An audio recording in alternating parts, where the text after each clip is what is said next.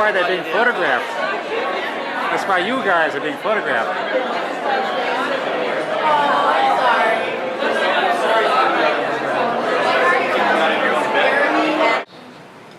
My partner, Ron Schweizer, and I have been together for 40 years. August 19, 1969, we had a wedding ceremony in Boulder, Colorado, in a church performed by a minister. That minister was active in the civil rights movement, walked across the infamous bridge in Selma, and saw no difference between the rights of African Americans and the rights of gay people to be treated as equals. He told me, if you ever meet someone you want to spend the rest of your life with, I would be honored to perform a wedding ceremony. I did, and he did. But still, Ron and I are not married in the eyes of civil society. Why should we care about same-sex marriage? The simple answer is that despite our domestic partnership, we are legal strangers in terms of Maine law. We are not next of kin for health care decisions or visitation rights. We do not benefit from several hundred state and federal laws for married couples, such as the right to continue living in an apartment with a partner whose name is on the lease dies, or the right to inherit our shared property or home automatically. I pay taxes on the medical insurance benefits my former employer provides to Ron, which a married spouse would not. We do not qualify for Social Security benefits from each other, and so on. Thus, it is basically an issue of fairness, justice, and equality. But we also care about same-sex marriage because when we are asked, are you married? By anyone, friend, colleague, doctor, legal form, or healthcare questionnaire, we have to say no. And then we go on to explain that we are in a long-term relationship, or we are partners.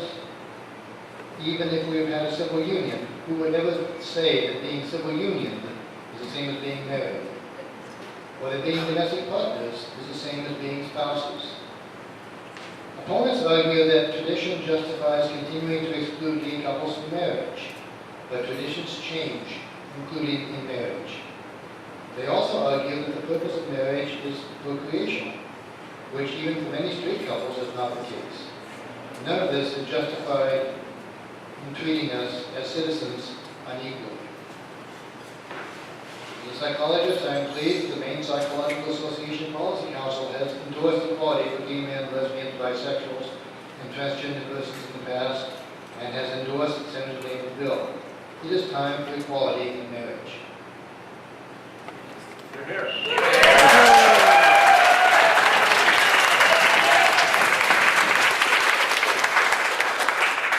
We have a number of buttons, bumper stickers, and sign-up sheets up here for those of you who wish to make a public statement about this.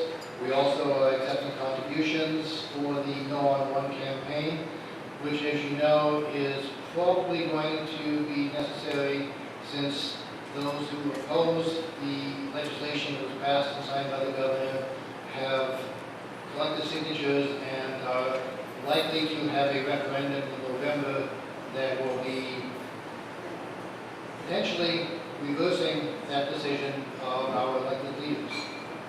So we hope, of course, all of you will vote no and encourage your friends to vote no if that comes to pass. But in the meantime, we're collecting contributions and supporters for that campaign. We also, I think, wanted to have this celebration not just for the campaign and not just for our many friends from all the varied walks of life that we share, but also for those young people throughout Maine and in the broader world who wonder if it's possible to have a long-term relationship as a same-sex couple. Yes, it is. We are just examples of what is much more prevalent than most people realize. And so we want all people to know that this is a normal and acceptable and viable way of living and expressing a committed relationship just as valid as any other committed relationship. On behalf of Senator Dennis Damon, who introduced the legislation to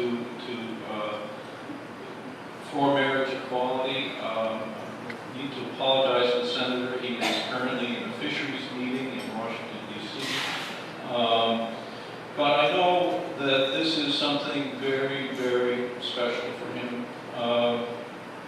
When he has spoken about this at some of our Democrat meetings, he said he felt honored that he would have the chance to sponsor something so significant and so important for this state and for the people of this state and this country. And he really is very passionate about it, and I know he's sorry that he could not be here. But he sees this as a matter of fairness for all of Maine's citizens. And so I'd like to start with a toast, and so let's raise our glasses to Ron and to Doug for the love that inspires all of us, the commitment you've demonstrated to each other and to this community for over 20 years. Thank you so much for moderating. At our ceremony, the Impossible Dream from the Man on the Mancha was a song that I asked to be played. And with apologies to Don Quixote and anyone else who has anything else to do with the Man on the Mancha, I'd like to attempt to get through the song.